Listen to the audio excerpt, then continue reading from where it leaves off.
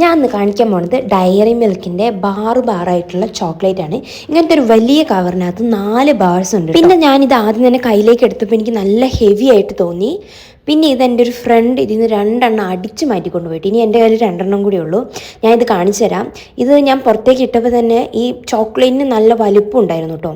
4 bars ആണെങ്കിലും പിന്നെ എൻ്റെ മനസ്സിലൊരു ചെറിയ പ്രഡിക്ഷൻ ഉണ്ട്. കാരണം ഇത് ഒരു ബബ്ലി പോലെ ഉണ്ടാവും എന്നാണ് ഞാൻ വിചാരിച്ചത്. ഇത് എവിടെയും കൊടുത്തിട്ടൊന്നുമില്ല, പക്ഷേ എൻ്റെ മനസ്സിലുണ്ടായിരുന്നു.